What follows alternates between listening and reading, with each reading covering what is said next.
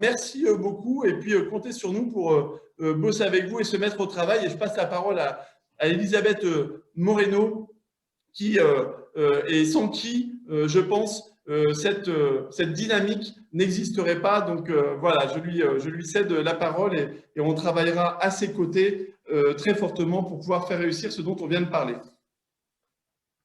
Merci beaucoup Thibault. Madame la ministre, effectivement, on a déjà échangé ensemble et on va pouvoir lancer un plan d'action aussi concret avec le ministère de l'Emploi et avec vous au ministère de l'Égalité des chances. Bienvenue pour clôturer. On a un tout petit peu de retard, mais on va pouvoir clôturer dans une dizaine de minutes. Bienvenue à nos premières assises du mentorat. Et voilà, une question pour vous. Quelle place le mentorat aura-t-il pour favoriser l'égalité des chances dans l'éducation et l'insertion dans les prochains mois? Merci beaucoup, Madame la Ministre.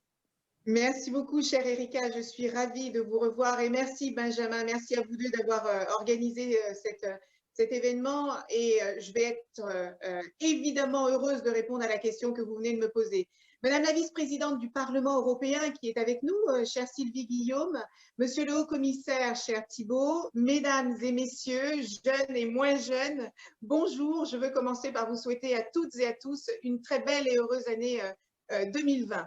Alors, je vous remercie également pour votre invitation à cette première édition des Assises du mentorat et je me réjouis de clôturer votre belle matinée d'échange sur un sujet qui m'est très cher et qui est au cœur de ma mission. Parce que le mentorat est à mes yeux un levier majeur pour tenir la promesse d'égalité des chances dont parlait tout à l'heure Thibault, parce que je l'ai moi-même expérimenté durant ma vie en entreprise. Je sais combien il est bénéfique pour les personnes mentorées qui vont développer leur confiance en soi ou dans leurs compétences, mais aussi renforcer son potentiel et élargir son réseau. Mais c'est aussi bénéfique pour le ou la mentor qui souvent récolte davantage qu'il n'a semé. Au-delà du sentiment d'être utile, il y a aussi la prise de conscience des inégalités. Et très souvent, le mentorat transforme autant les personnes mentorées qu'il transforme les mentors. J'en sais quelque chose. Autrement dit, le mentorat est un dispositif gagnant-gagnant. Et c'est une chaîne humaine de solidarité qui relie aujourd'hui près de 30 000 binômes en France. 30 000 binômes, c'est tout à fait considérable. Mais dans notre pays où les inégalités accentuées par la crise se creusent indéniablement, nous devons maintenant passer à la vitesse supérieure. C'est pourquoi, dès ma prise de fonction, j'ai tenu à rencontrer les principaux acteurs du mentorat en France.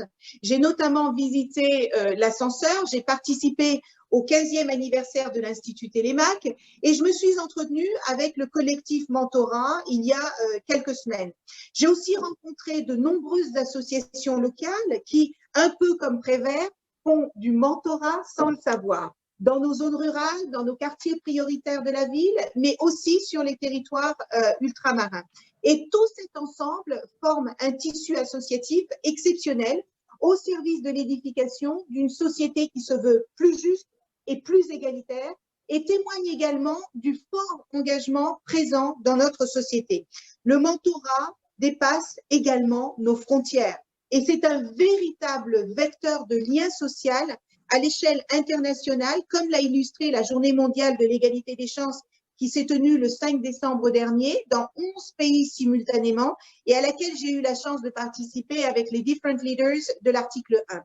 Je sais par ailleurs que vous travaillez avec des associations dans d'autres pays de l'Union européenne, signe que le mentorat et les valeurs qu'il porte en lui irriguent aussi notre vision de l'Europe que nous voulons construire ensemble.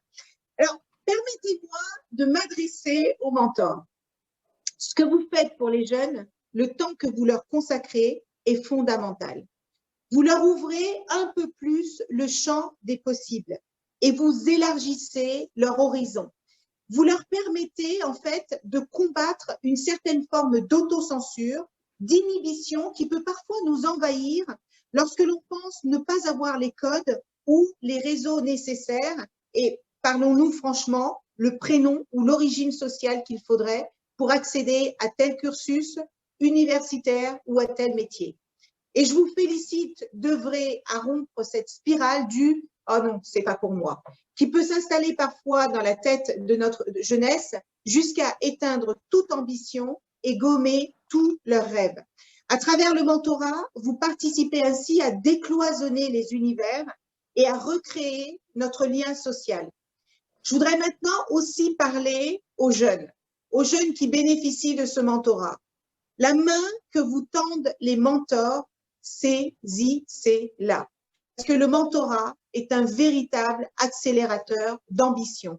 Il permet d'élargir la vision du monde. Il permet de gagner en confiance en soi. Il permet d'être mieux outillé pour intégrer le marché du travail et, si on s'en donne les moyens, de réaliser ses rêves les plus fous. Le mentorat permet de croire à l'incroyable et il permet de passer de l'impossible au possible. Parce que je tiens à vous l'assurer avec force, la réussite est multiple. La réussite, elle est plurielle. Elle embrasse des sillons très différents selon chaque individu. Et réussir, eh ben, c'est tout faire pour essayer d'être un peu plus grand que soi. Et réussir, c'est aussi forcer les portes de notre destin. C'est parfois aussi faire des sacrifices, mais c'est toujours devenir acteur de son avenir. Vous pouvez bien entendu être accompagné, aidé, soutenu, et c'est même essentiel parce qu'on ne réussit jamais seul. Et on peut se demander ce qu'aurait accompli Télémaque sans les conseils de mentors ou d'Athéna. Mais tout cela, je sais que vous le savez déjà, et vous avez déjà commencé à le faire en choisissant le mentorat, et je vous en félicite.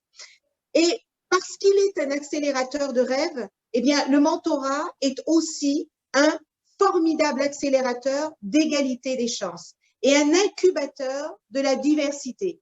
Parce que, je veux le dire haut et fort, l'égalité des chances n'est pas encore concrète et effective dans notre pays.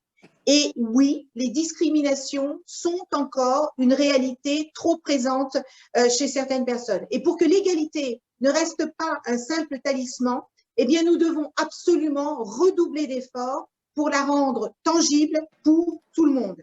Pour qu'elle fonctionne, cette politique publique repose à mes yeux sur la lutte contre toutes les formes de discrimination, sur la promotion de la diversité et l'objectif d'égal accès aux opportunités pour tous. Et elle repose aussi sur ce que j'appelle le triptyque gagnant-gagnant qui réunit à la fois les acteurs publics, les associations, mais aussi les entreprises. Et ce triptyque est réuni ce matin et j'en suis très heureuse. Si je crois à la détermination pour lutter contre le déterminisme, eh bien je crois aussi et surtout à la force du collectif pour enrayer les reproductions des inégalités. Et au cœur de ma mission aujourd'hui, l'égalité des chances est aussi l'une des priorités de ce gouvernement. Et la présence du ministre ce matin en ouverture et en clôture de votre événement est, je le pense, une illustration concrète de notre volonté à changer les choses.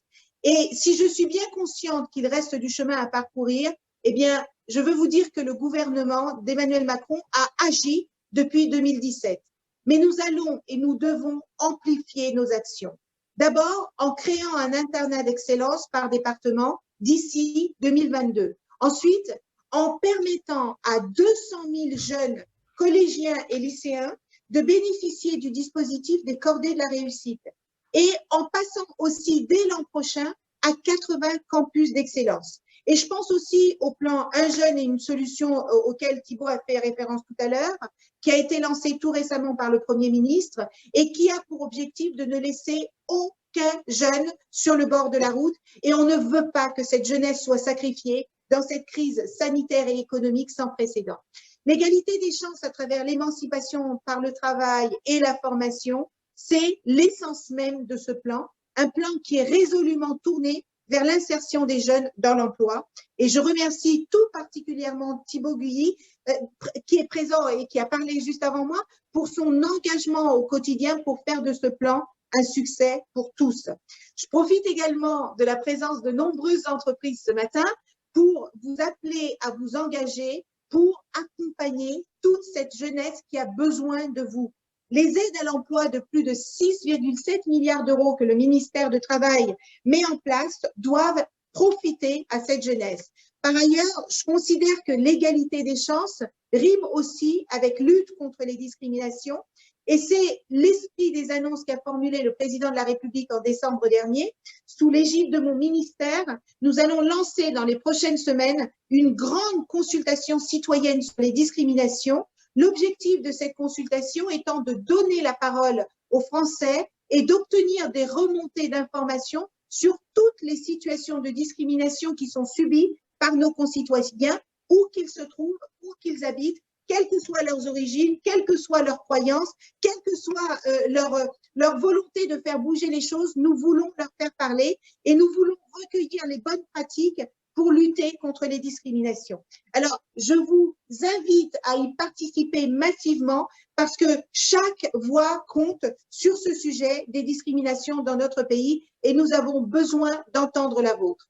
En parallèle, nous allons créer une plateforme pour traiter les situations de discrimination au sens large du terme, c'est-à-dire aussi bien celles qui interviennent dans l'emploi que dans le logement, l'éducation, la santé, la culture ou encore l'accès au financement bancaire. Et un moyen simple et efficace de mettre la lumière sur les discriminations trop longtemps restées dans l'ombre et d'y apporter des réponses, eh bien, c'est pour la raison pour laquelle nous voulons véritablement que la plus grande majorité des personnes dans notre pays s'en emparent. Enfin, parce que je considère que ce que l'on ne compte pas, j'ai décidé de créer un index de la diversité. L'idée, au travers de cet outil, c'est de donner et d'avoir une photographie de la diversité dans les organisations qui soit plus juste. C'est un outil qui aidera les dirigeants et les ressources humaines à engager des mesures correctives pour, au final, que leur organisation soit un meilleur reflet de notre société. Mesdames et messieurs, en conclusion, je voudrais vous faire passer un dernier message. Dans ce contexte de multiples crises auxquelles nous sommes confrontés, nous avons cette crise sanitaire, nous avons cette crise économique, nous avons une crise sociale, nous avons une crise sécuritaire. Laissez-moi vous dire combien l'égalité des chances est plus que jamais une priorité. Elle ne doit pas, elle ne peut pas passer au second plan. Et pour cela, je tiens à nouveau à vous remercier chaleureusement pour votre engagement, qu'il s'agisse de l'ensemble des membres du collectif Mentorat, des associations, des entreprises, mais aussi des collectivités. Vous êtes unis dans la diversité avec en ligne de mire un objectif important, c'est celui de faire réussir nos jeunes et avec eux, réussir notre pays. Parce que l'égalité des chances ne doit pas rester une promesse de l'aube, nous avons la responsabilité collective de faire sauter les verrous qui bloquent la concrétisation de ce qui nous unit tous les uns aux autres, notre pacte républicain. Je sais que je peux compter sur vous et sachez que je serai toujours à vos côtés dans ces combats. Merci infiniment pour votre attention.